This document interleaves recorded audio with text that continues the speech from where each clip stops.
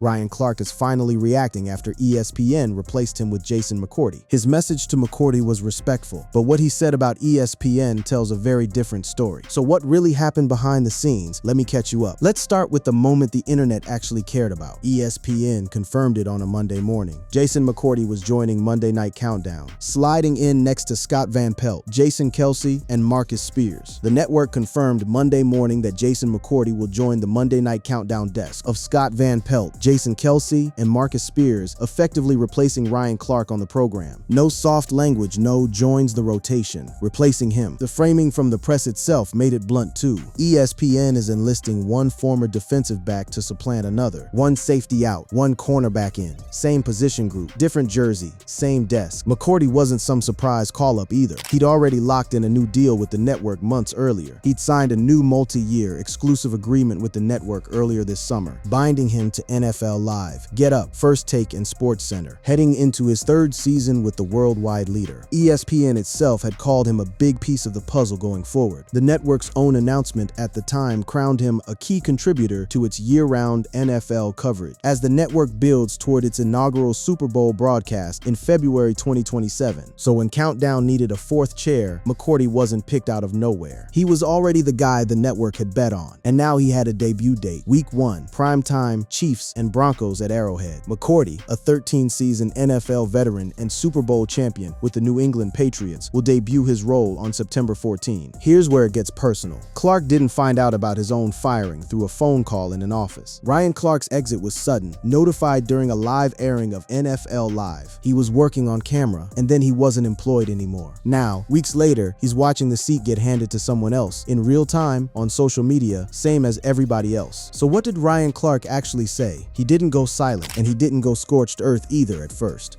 When Adam Schefter confirmed McCourty was walking into that role, Clark posted directly to him. He wrote it plainly. "Congrats, brother, go kill it. Worked your way here, blessings." Taking to X, he wrote, "Congrats, brother, go kill it. Worked your way here, blessings." 4 lines, no shade, no dig at the network, nothing pointed at McCourty himself. But context matters here, and the context is loud. This wasn't a guy leaving on his own terms, sending well wishes to a friend, replacing him at some job he'd outgrown. This came after the former Pittsburgh Steelers star offered some additional thoughts on the matter, now that ESPN was moving forward with Jason McCourty in his place. And that's the tension driving this whole story. A man who spent over a decade building himself into a fixture at the biggest sports network on earth, abruptly cut loose mid-broadcast, now typing out blessings to the man stepping into the spot he lost. The reaction was calm. The circumstances weren't, because before we even get to McCourty, there's a version of this story where Clark wasn't quiet at all. He'd already been on record weeks before, calling the whole situation exactly what he believed it to be. "I was fired," Clark said. "They're using layoffs as a cover and a camouflage for what they already intended on doing." That's not a man who left peacefully. That's a man who believes he got pushed out and dressed up as a cost-cutting decision. So the "Congrats, brother" post didn't erase that. It sat right next to it. 2 different tones, same week, same story.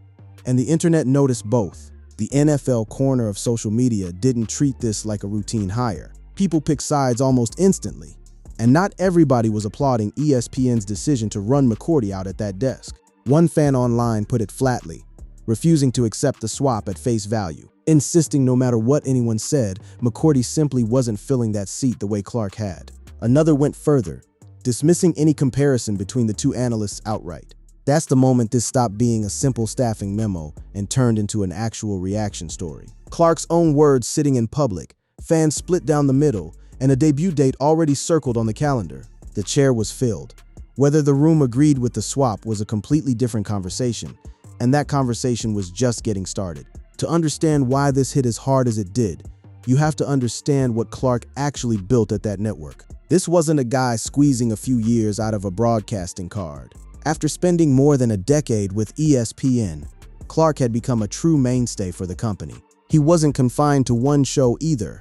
Serving as an analyst, he worked on various programs, including SportsCenter, NFL Live, and Get Up. He also made sporadic appearances on their flagship First Take before becoming the host of Inside the NFL, a role he had held since the show shifted to the CW. That's a resume that spans morning shows, night shows, debate shows, and a standalone hosting gig. Not many analysts touched that many corners of a network. And the accolades weren't just internal praise either. A Sports Emmy Award winner as well. Clark's work drew commercial and critical acclaim. This was a guy who, by every conventional measure, had made it. Steady paycheck, national platform, recognition from his peers, a role that outlasted multiple regime changes at the network. So when the end came, it landed harder because of exactly how far he'd climbed. The success he had with the network made his firing all the more shocking, a sentiment Clark has himself echoed. He wasn't being modest about his own value either, calling himself the best football analyst in the world. He viewed himself as indispensable to ESPN. That's not a throwaway line. That's a man who genuinely believed his seat was untouchable, and then watched it get handed away in the space of a single broadcast. Now flip to the reaction across the building. Clark had real relationships inside ESPN, and those relationships showed up the moment things got messy. When fans were calling for his job over an unrelated controversy involving Robert Griffin III's wife, it was Stephen A. Smith, arguably the loudest voice at the network, who stood up for him on air. Smith made clear he wasn't interested in hearing calls for Clark's firing, framing him as family, not just a co-worker. That's the kind of loyalty Clark had built up over a decade in that building. Colleagues who'd go to bat for him publicly. A resume stacked with the network's biggest properties, an Emmy on the shelf, and then mid-broadcast, gone. Which brings us to how it actually happened, because the manner of the exit is doing just as much work in this story as the firing itself. Clark previously held this spot on Countdown, but was fired last month in the middle of an episode of NFL Live. Think about that sequence for a second. He's on air, the show is live, and somewhere in that window, the decision comes down and gets executed. Not after the show wraps, not in a quiet room the next morning, but while the cameras are essentially still rolling on his career at that network. That detail is why outlets kept calling this one of the messier exits in recent memory. Since Clark's departure amid the recent string of ESPN's layoffs, which happened in the least graceful way possible, the ex-Pro Bowl safety said he believes he was fired without cause. And Clark didn't let that description slide by unchallenged. He went on the Pivot podcast and drew a hard line between what he was told and what he believes actually happened. I wasn't laid off. I was fired. They're using layoffs as a cover and a camouflage for what they already intended on doing, Clark claimed on the podcast, but there was no cause for it. That's the split he's been sitting with. The company's framing layoffs, part of an annual cycle, nothing personal. Clark's framing, a targeted decision wearing a corporate label so it looks routine instead of deliberate. And it wasn't just Clark's opinion floating out there in isolation. ESPN's decision to let go of Ryan Clark while he was still on air sparked a huge controversy immediately after. And while layoffs have become an annual occurrence at the network, the way they let Clark go rubbed everyone the wrong way. Everyone is doing a lot of work in that sentence, not just Clark's inner circle, not just NFL Twitter. The broader industry reaction treated the manner of his exit as its own separate story from the layoffs themselves. So by the time McCourty's name got attached to that chair, there was already a layer of tension sitting underneath it. A guy who called himself the best in the business. A firing that happened live, on the air, without warning. A network that labeled it a layoff, while the man at the center of it called that label a cover story. That's the wound the Congrats Brother post was landing on top of. Now let's flip the lens to the man actually stepping into that seat, because this wasn't ESPN grabbing a random name off a list. McCourty had been building toward exactly this moment for 2 years. Start with the football career, because that's the foundation everything else sits on. A standout cornerback at Rutgers, McCourty was selected in the 6th round of the 2009 NFL Draft by the Tennessee Titans. A 6th-round pick isn't a guy anybody circles as a future starter, let alone a decade-long pro, but he made a career out of it. He would play for the Titans, Cleveland Browns, New England Patriots, and Miami Dolphins. 13 seasons at a physical position. Most guys don't survive past year 6 or 7. Before television, McCourty played 13 NFL seasons at cornerback for the Titans, Browns, Patriots, and Dolphins after starring at Rutgers. And the crown jewel of that run came in New England. McCourty has a Super Bowl ring for the Patriots' win in Lee. There's a family layer to this too that keeps popping up in the coverage. His twin brother Devin played alongside him in that same Patriots secondary for years. And now both brothers have landed on opposing networks' NFL desks. Jason McCourty, whose brother Devin works for NBC's Sunday Night Football, will be joining the Monday night desk. So McCourty retired in 2021, and the transition into television wasn't slow or hesitant. He played for multiple teams, including the Tennessee Titans and the Miami Dolphins, transitioning to broadcasting after retiring in 2021. He went straight into the analyst chair, and within a couple of years, he was already a fixture across ESPN's biggest daytime real estate. He spent the past 2 years across ESPN's top studio shows, including NFL Live, Get Up, First Take, and SportsCenter. That's the same list of shows Clark had built his own career on. Same rooms, same platforms, different analysts climbing the ladder underneath him. And it wasn't a passive climb either. Behind the scenes, McCourty was making moves to consolidate his position at the network well before Clark's exit ever became public. McCourty has been with ESPN since 2024, but is entering his first full season exclusive to the network, having dropped his game analyst role with CBS in June. Read that carefully. He walked away from a paying gig at a competing network to go all in on ESPN. That's not the move of a guy hedging his bets. That's a guy positioning himself for exactly the kind of promotion that landed in his lap weeks later. Industry insiders had actually flagged this coming from a mile away. Awful Announcing had already flagged McCourty as a name primed to benefit from ESPN's recent purge, Clark's exit among them. Given that he'd signed a new multi-year exclusive agreement with the network earlier this summer, binding him to NFL Live, Get Up, First Take, and SportsCenter heading into his third season with the worldwide leader. So this wasn't speculation cooked up after the fact. People inside the media watchdog space had already connected the dots between McCourty's contract timing and the openings created by the layoffs. When Countdown's seat opened up, it landed on the name everyone had already circled. McCourty's own reaction, once it became official, leaned all the way into gratitude rather than triumph. He posted that he felt humbled and honored to join what he called an elite squad. No victory lap, no acknowledgement of the circumstances that created the opening, just a note about the opportunity in front of him. And that's worth sitting with for a second, because it mirrors the tone Clark himself struck in his own post. Neither man used the moment to throw a jab. McCourty didn't gloat about inheriting a bigger role. Clark didn't publicly resent the man who got it. The tension in this story wasn't between the two players. It was between one of them and the company that made the call. That's an important distinction, because plenty of onlookers assumed there'd be friction between Clark and McCourty directly. There wasn't, at least not publicly, and not in either man's own words. What existed instead was a structural discomfort.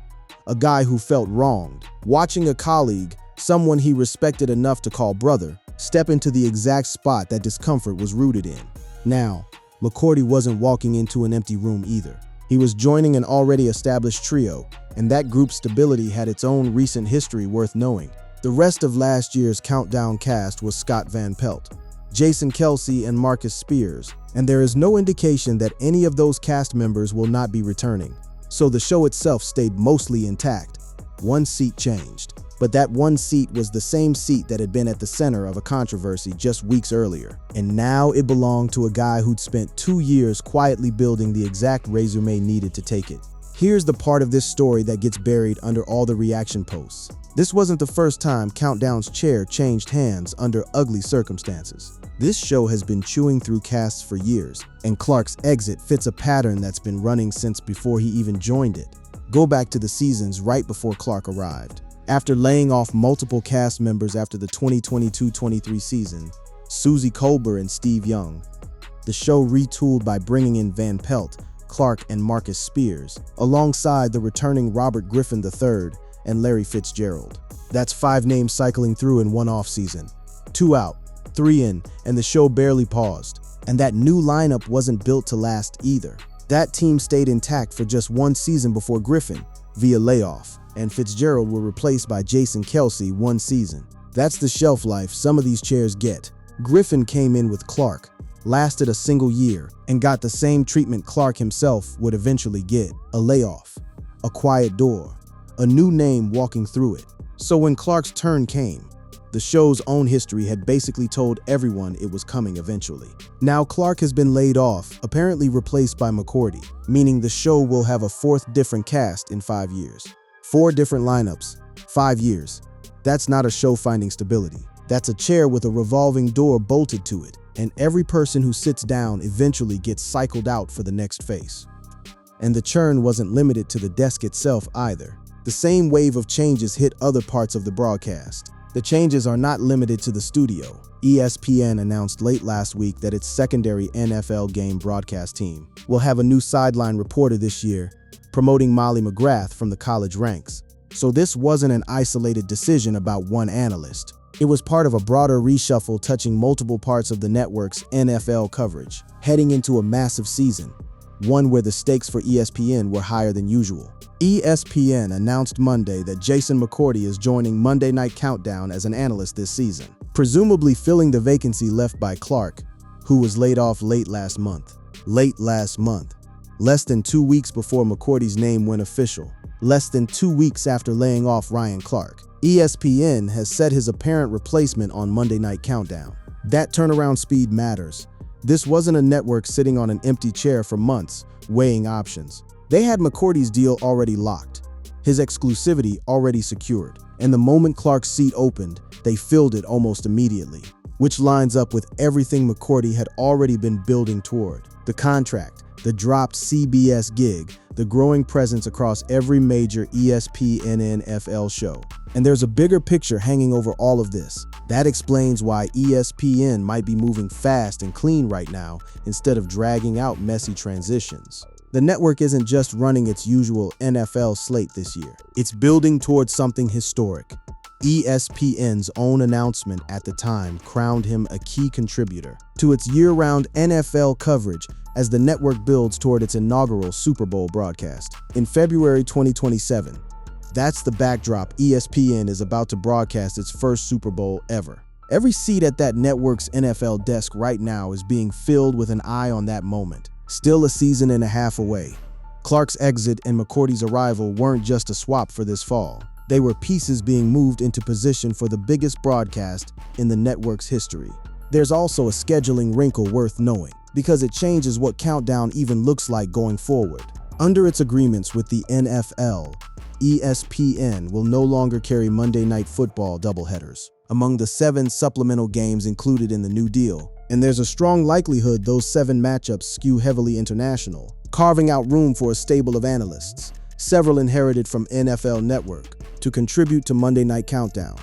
Translation: the door isn't closed on more changes. McCourty's arrival might be the first move in a bigger reshuffle, not the last one. And there's already a name attached to a possible second shift at that desk, with Jason Kelce also a candidate to join ESPN's revamped number 2 NFL booth opposite Dave Pasch. It remains to be seen whether these are the only alterations coming to Monday Night Countdown.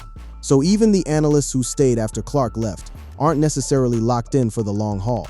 This entire desk is in motion, and Clark's exit was just the most visible piece of a much larger machine being rebuilt in real time. So where does this leave things? Clark's public tone toward McCourty stayed warm. That "congrats brother" post never turned into anything sharper in public. But the reaction to the swap itself kept generating friction, and that friction didn't come from Clark. It came from the audience deciding whether the trade was even a fair one.